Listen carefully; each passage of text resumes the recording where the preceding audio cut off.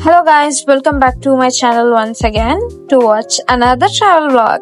So before watching, please don't forget to subscribe and press the bell icon. So last vlog చూస్తే మీకు ఈ vlog అర్థమవుతుంది. Last vlog లో అయితే మనం తిరుపతి వెళ్ళాం. ఇప్పుడైతే Tirupati to Arunachalam direct bus లో వెళ్ళిపోయాము. ఇదే అరుణాచలం బస్ స్టాండ్.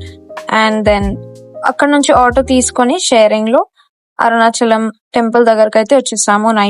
నైట్ అయినా వ్యూ చూడండి ఎంత బాగుందో. మేము అరుణాచలం టెంపుల్ రీచ్ అయ్యేసరికి నైట్ 1-2 అయితే అయింది. తర్వాత మేము రూమ్స్ చూసుకొని అక్కడి నుంచి రూమ్స్ కి అయితే వెళ్ళిపోయాము. నైట్ రెస్ట్ తీసుకొని మార్నింగ్ దర్శనంకి వెళ్ళాము. వెనకాల ఉన్నది అరుణాచలగిరి. ఇదైతే మనకు నైట్ లో కనిపించదు. తర్వాత మేము గుడి ముందు కొబ్బరికాయలు కొట్టి దర్శనానికి వెళ్ళిపోయినాం.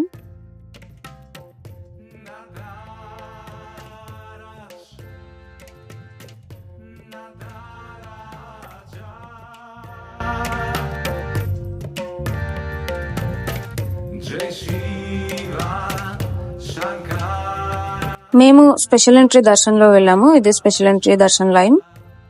దానికి 50 రూపీస్ అయితే ఛార్జ్ చేశారు. టోటల్ గా 4 hours అయితే అయింది దర్శనానికి. ఇదే టెంపుల్ లోపల వ్యూ. మనకి అరుణాచలంలో శివుడు అగ్నిలింగంగా దర్శనమిస్తాడు. అసలు టెంపుల్ లోపల ఆర్కిటెక్చర్ ఎంత బాగుందో చూడండి. పెద్ద పెద్ద గోపురాలు, detailed stone carving and calculated construction. ఇప్పుడున్న ఇంజనీర్స్ కూడా ఇంత మంచి కన్స్ట్రక్షన్ అసలు కట్టలేరు. నాకు చాలా పీస్ఫుల్ గా అనిపించింది.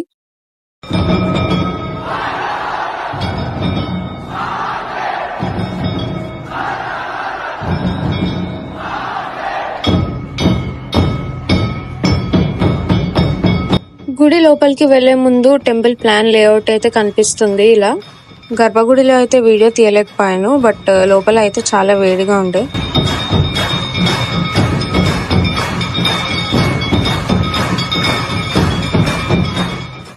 బయటికి వచ్చిన తర్వాత టెంపుల్ బ్యాక్ సైడ్ అయితే మీకు ప్రసాదాలు అమ్ముతారు.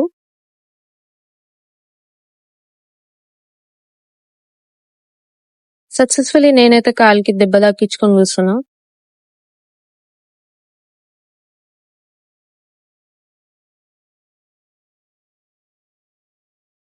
నా కాలికి దెబ్బ తాకడం వల్ల మేమైతే ఆటోలో గిరి ప్రదక్షిణ చేయాల్సి వచ్చింది. మేము మొత్తం 10 లింగాలు అయితే దర్శనం చేసుకొని నెక్స్ట్ డే అయితే లేచి రమణాశ్రమం, స్కందాశ్రమంకి వెళ్ళాము. రమణాశ్రమం లోపల, స్కందాశ్రమం పైన కూడా చాలా పీస్ఫుల్ గా ఉండే. ఫుట్వేర్ అయితే బయట స్టాండ్ లో వదిలి వెళ్ళాలి.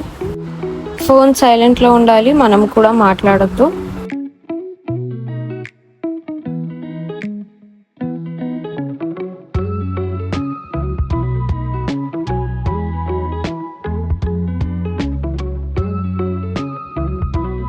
All you have to do is just explore the place and you can also meditate.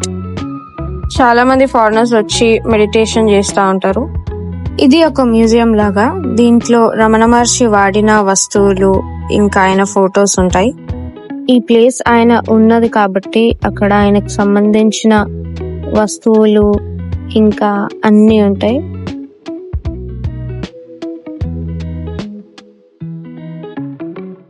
Ramanasramam అయిపోగానే మేము స్కందాశ్రమంకి వెళ్ళాము. దానికైతే పైకెక్కాలి. రమణాశ్రమం నుంచి రైట్ వెళ్ళి పైకెక్కాలి. నాకు ఆల్రెడీ కాలికి దెబ్బ తాకింది అండ్ మీద నుంచి ఎండ, కింద బండలు, దాంతో అయితే నాకు చుక్కలు కనబట్టాయి. దారిలో జ్యూసెస్, వాటర్ అండ్ మ్యాంగోస్ కూడా అమ్ముతారు. ఇక్కడ మొత్తం పైకి వెళ్ళేదాకా బండలు ఇట్లానే ఉంటాయి.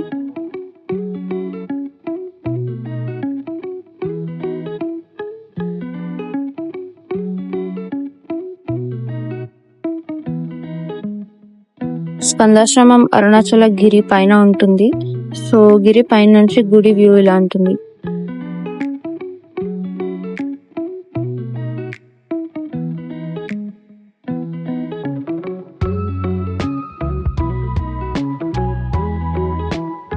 స్కందాశ్రమం పైన అయితే చాలా మంకీస్ ఉంటాయి. లోపల చాలా మంది ఫారినర్స్ మెడిటేషన్ చేసుకుంటా ఉంటారు. అండ్ లోపలికి వెళ్ళి బయటకు వస్తుంటే ఒక మంకీ అయితే నా చుండి గుంజింది.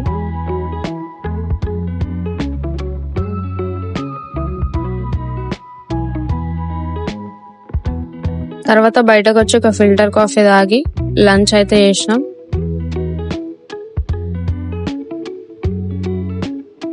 లంచ్ లో మేము మీల్స్ చెప్పాము అండ్ సాంబార్ రైస్ కూడా.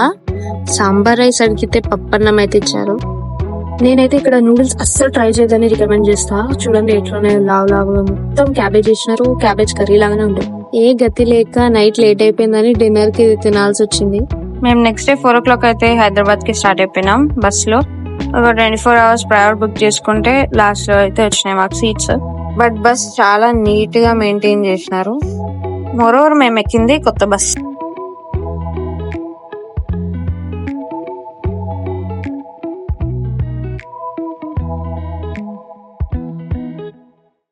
సేఫ్టీలో చూస్తే ఇలాంటి బస్సెస్ నేను అస్సలు రికమెండ్ చేయను. బట్ మాకు ఆప్షన్ లేక వెళ్ళాల్సి వచ్చింది. ఒక వాటర్ బాటిల్ అయితే ఇచ్చారు బస్ లో. నైట్ ఒక దగ్గర బస్ ఆపితే తినడానికి లేట్ అవుతుందని చెప్పి మేము పార్సల్ తీసుకొని బస్ లోనే తినేసాం. హైదరాబాద్ వచ్చేసరికి మార్నింగ్ 7 అయితే అయింది. Thanks for watching.